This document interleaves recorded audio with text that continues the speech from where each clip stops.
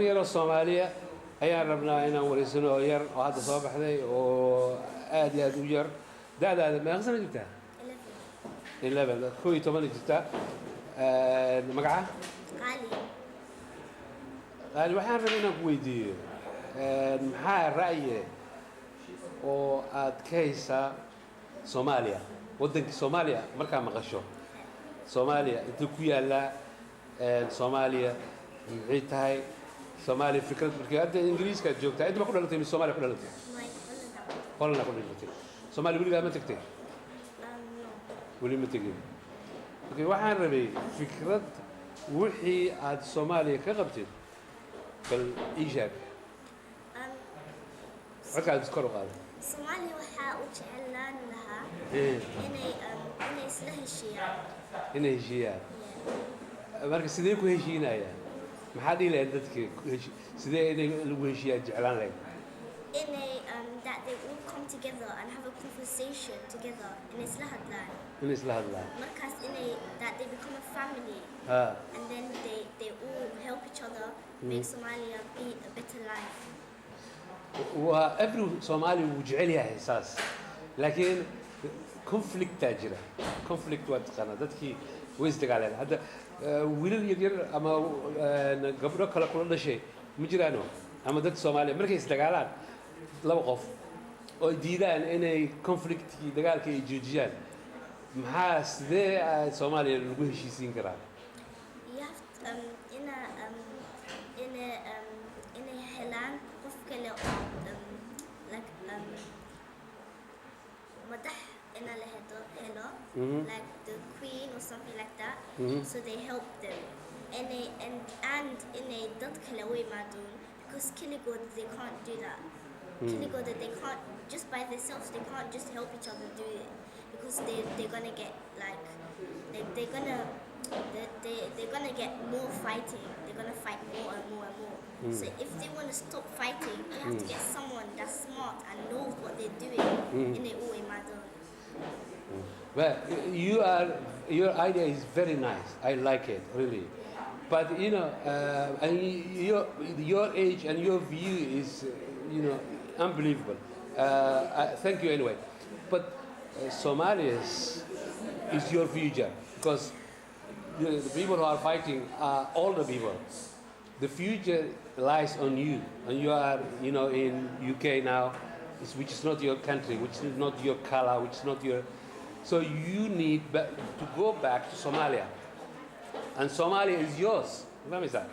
Marka, what advice you will give your young generation dadka da'daada club mid ah oo Soomaaliya maanta inta jooga what hopes you have maxaad dhile rajada maxaad leedahay tomorrow waxaan ku dahi lahaa inay never ever inay nas u dawaanin gacanta inay nas dilin ama inay just nice families like inay isla ciyaaroon inay wax walba like they share together like inay nas dilin Very good.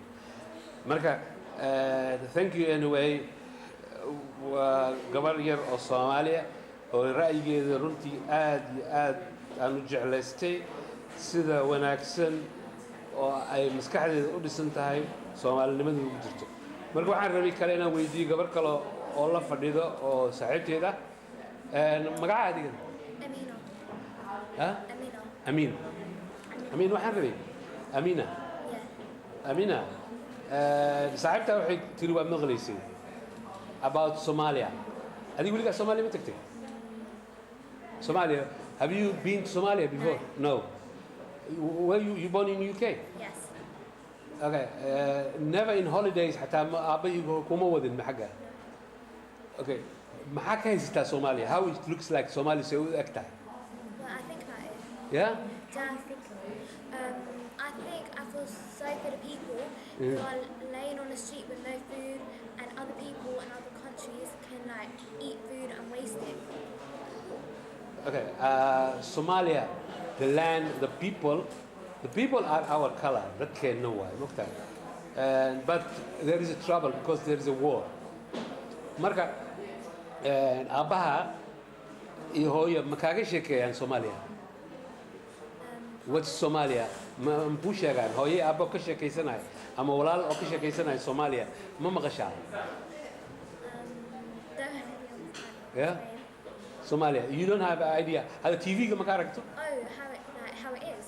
yes Yeah, I've seen it.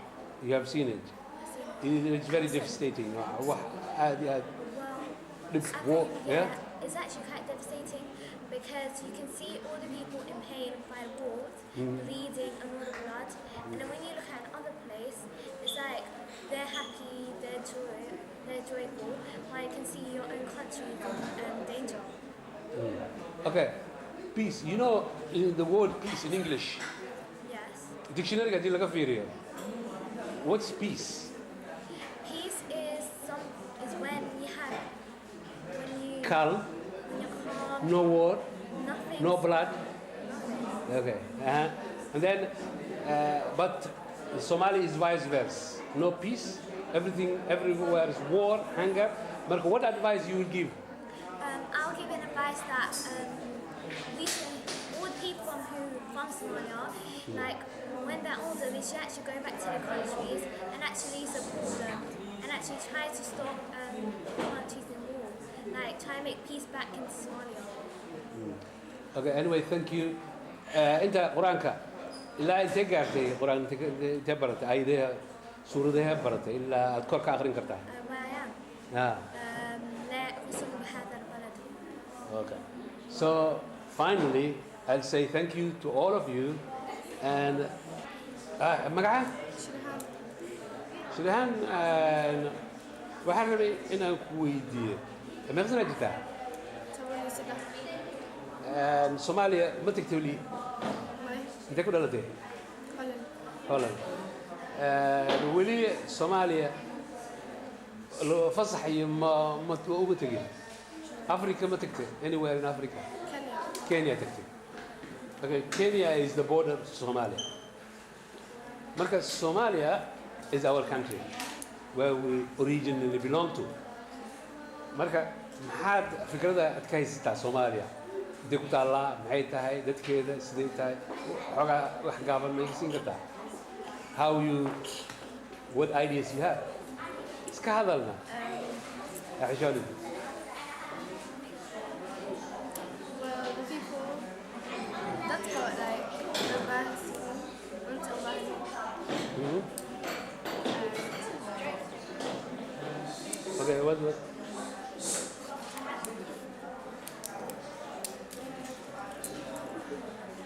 Somalia is your country waa waddankaagii we all came from there the color the religion the everything we brought it from there we flee waa kasoo cararnay keliya marka Somalia you are originally from Somalia marka Somalia fikradaada maadaama aan weligaa tegin aabaha iyo fursad aad u helin inta aad jirtid da'daada ay dagaal u socdo Somalia fikrada aad ka haystid Somalia you heard about Somalia it's Horn of Africa near Kenya an African country oo Muslim ah laakiin hadda isdagaalaya peace and jirin marka maxaad kula talin lahayd nabaddu maxay tahay horta nabad peace you know what's peace can you explain the peace How I like quiet you has.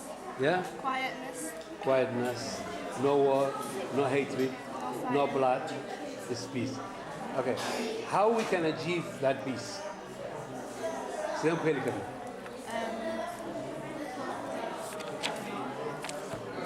to talk to each other in la wada hadlo in forgiveness to yeah marka it's our future dadkeena inay nabad helaan that's why this program is about marka waxaan rabay kale inaan weydiiyo adiga waa makaan ya magaca Hannah. أنا waxaan rabay Soomaaliya ma tagtay هل مرة aabaya hooyo israacdeen miya ها then markaad tagtay intee ku tagtay Muqdisho how is Muqdisho waa sanadkeed I think it was 1997.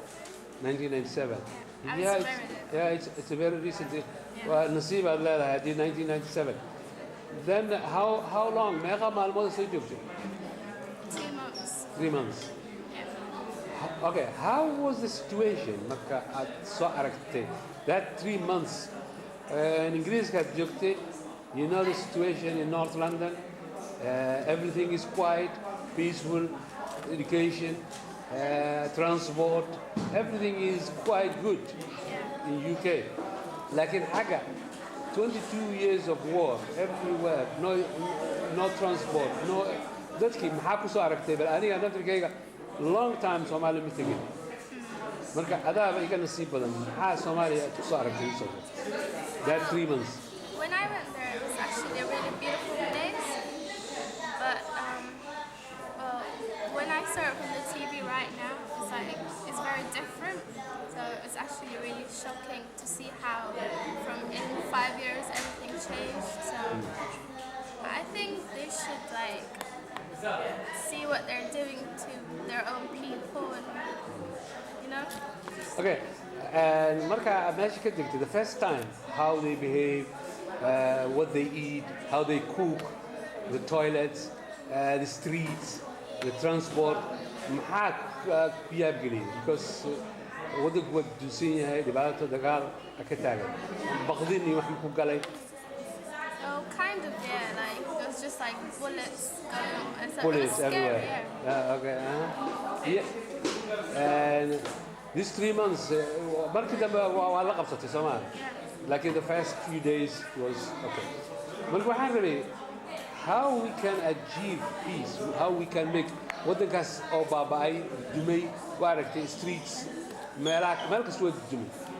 Yeah. Xaafadeed ku degtay Xamar. Which borough? Waberi.